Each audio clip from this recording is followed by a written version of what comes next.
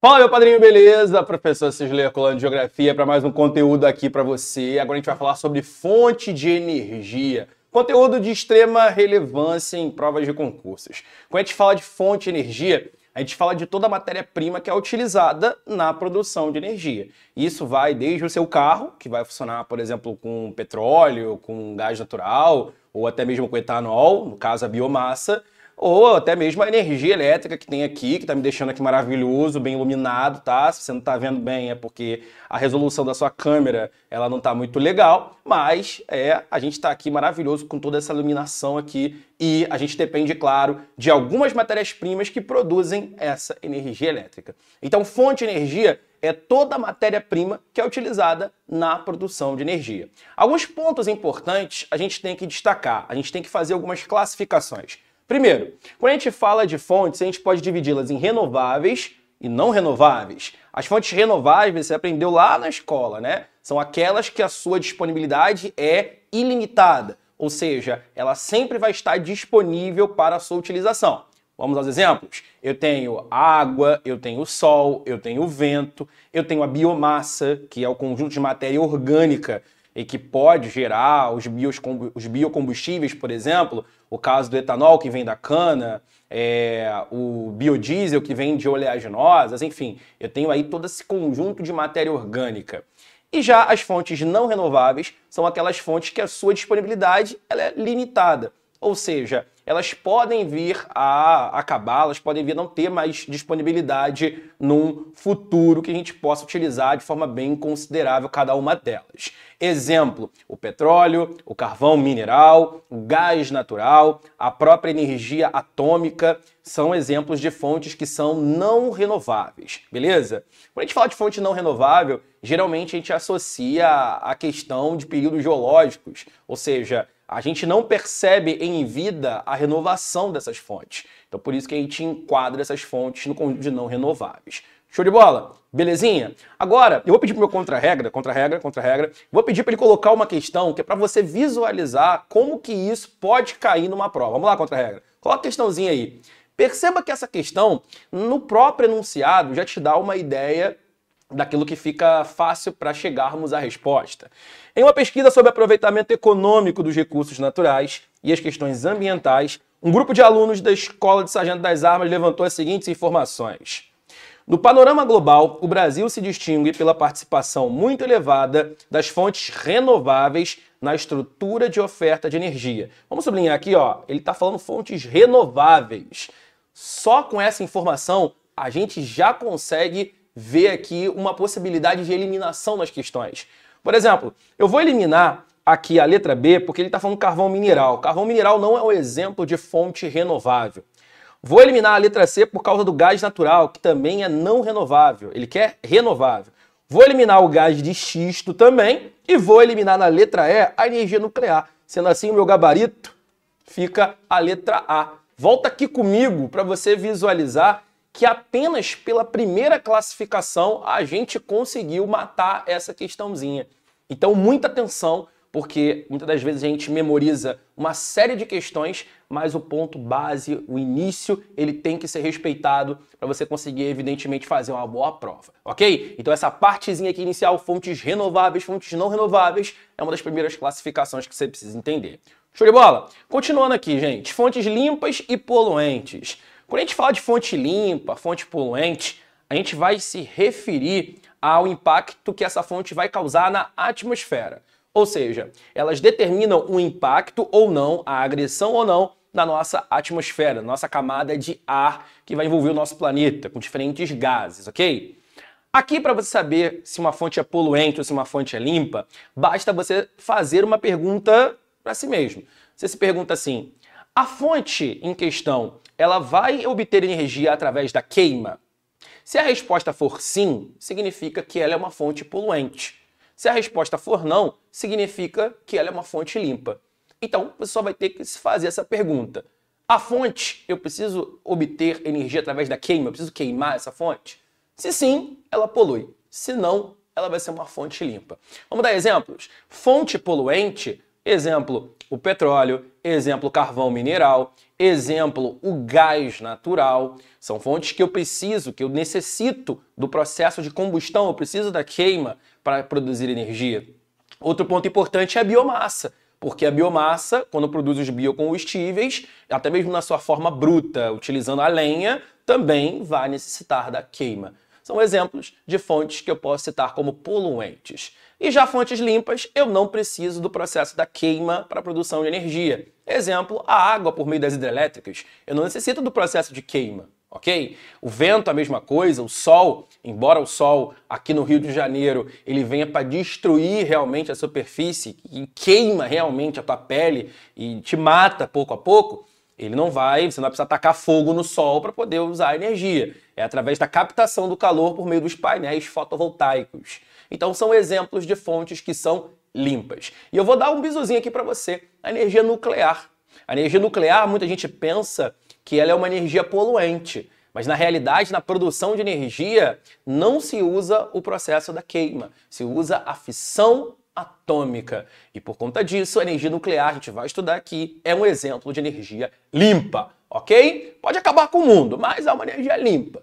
Depende muito daquilo que você vai utilizar o seu elemento atômico para produzir, né? O que você vai produzir a partir dali, e isso pode acabar dando um problema bem sério. Tá comigo até aí? Beleza, olha só. As fontes poluentes, elas podem determinar a formação de fenômenos climáticos, alguns eventos, como é o caso, por exemplo, da chuva ácida, como é o caso da inversão térmica, da intensificação do efeito estufa. São alguns eventos que podem ser intensificados, podem ocorrer mediante a utilização de fontes poluentes, de fontes que eu necessito obter através da queima a sua produção energética, ok?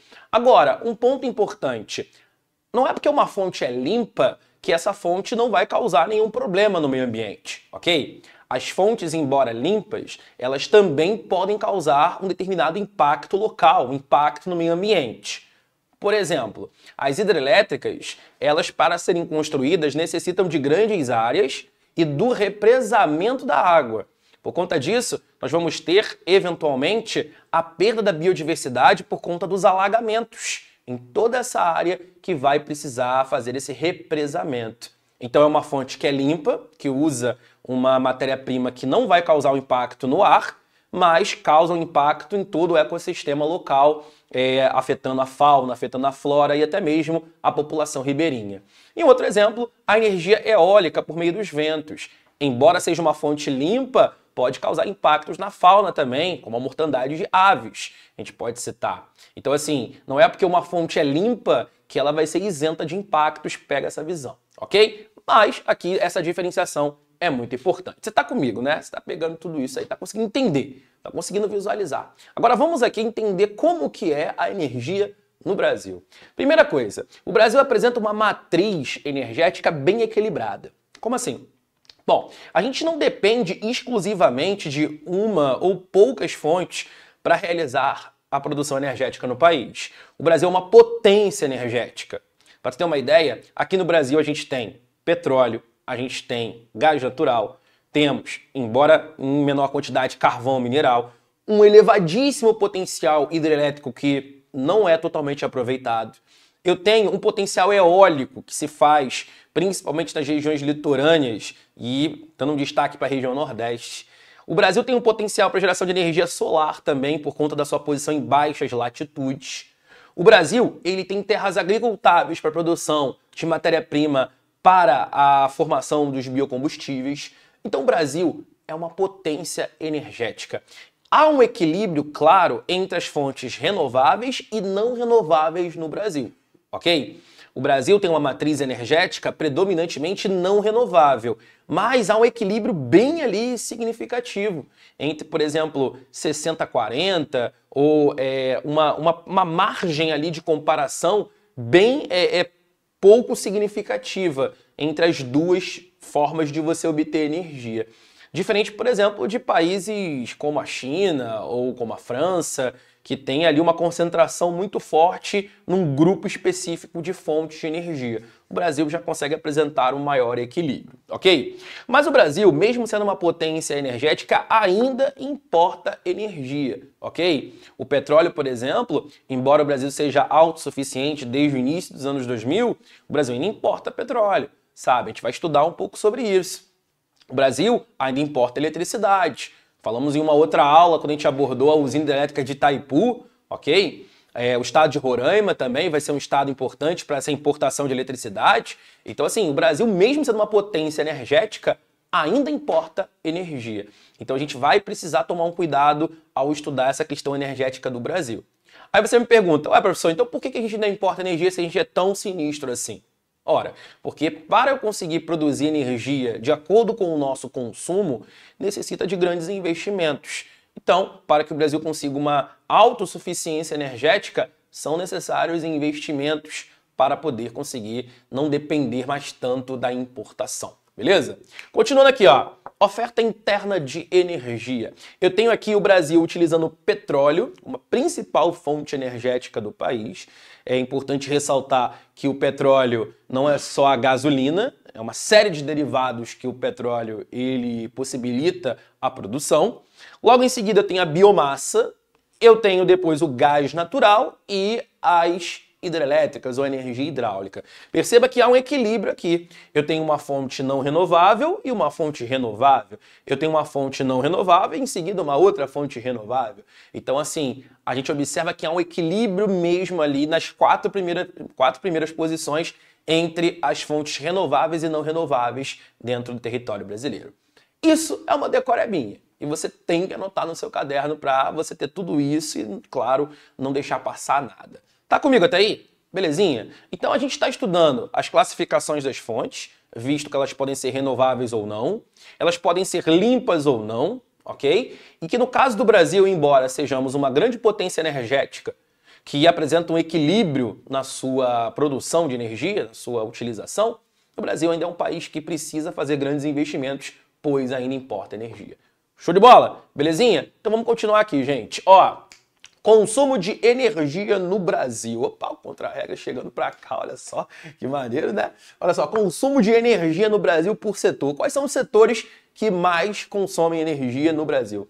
Aqui, a gente está usando algumas referências bibliográficas, ok? Principalmente dos livros do Eustáquio de Sene, também do Demétrio Manioli, misericórdia, Demétrio Manioli e também a Lígia Terra, ok? Então, usando essas três referências que são aquelas mais abordadas para a questão de concursos. E também o Júlio de Ross, ok? Importante. Mas é claro que, dependendo do momento onde você estiver vendo esse vídeo, pode ter tido alguma atualização, ok? Então, vem aqui comigo.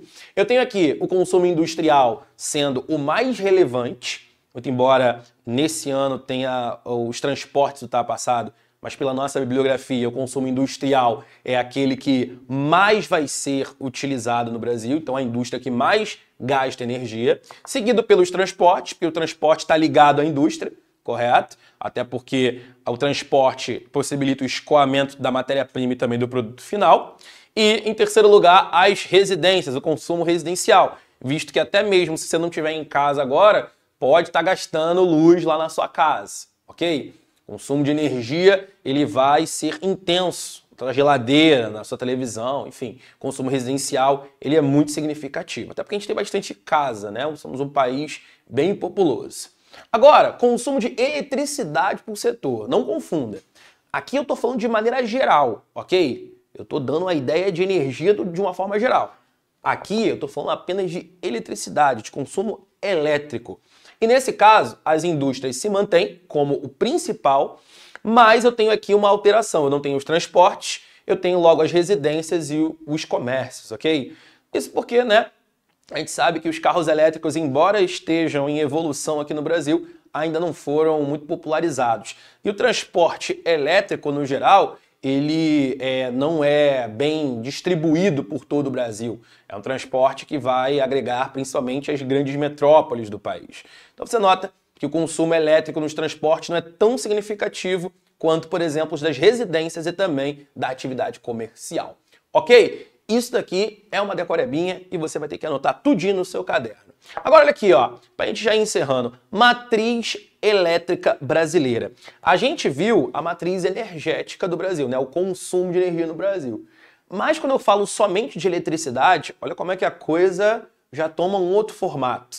Aqui eu tenho as hidrelétricas sendo como a principal maneira de se produzir eletricidade no país.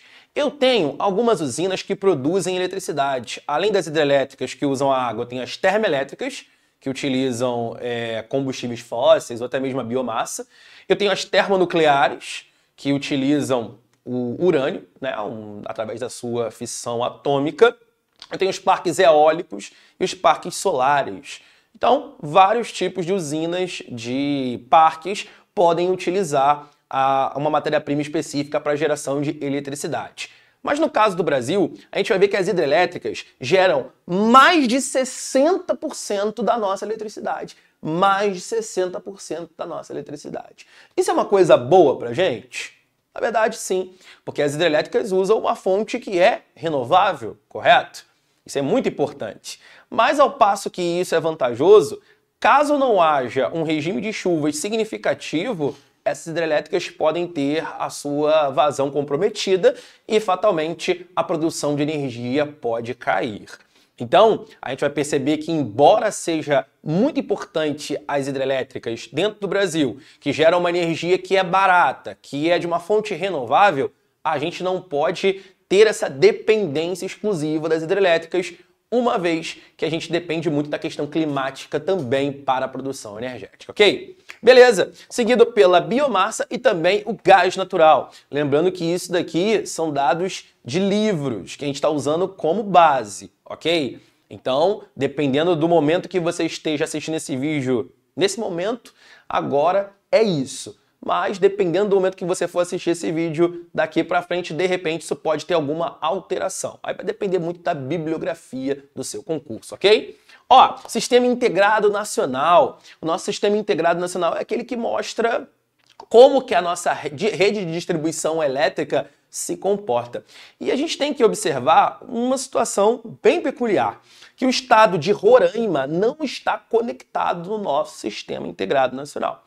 Roraima vai ser um estado que recebe energia da Venezuela, é abastecido pela Venezuela. Então, de todos os nossos 26 estados, Roraima é o único que não está conectado pelo nosso Sistema Integrado Nacional. Ok? A gente importa energia elétrica, no caso de Roraima, mas também de outros países. Além da Venezuela, nós temos o Paraguai e também a Argentina, de países que a gente compra ali energia elétrica para complementar o nosso abastecimento. Ó, o nosso sistema elétrico é administrado desde a década de 60 pela Eletrobras, que através de suas subsidiárias, Chesf, Furnas, Eletronorte, Eletrosul, acabam por fazer toda essa produção elétrica e sua distribuição no país. Show de bola, gente! Então eu fico por aqui, espero que você tenha entendido. Fica com a gente, tamo junto, grande abraço!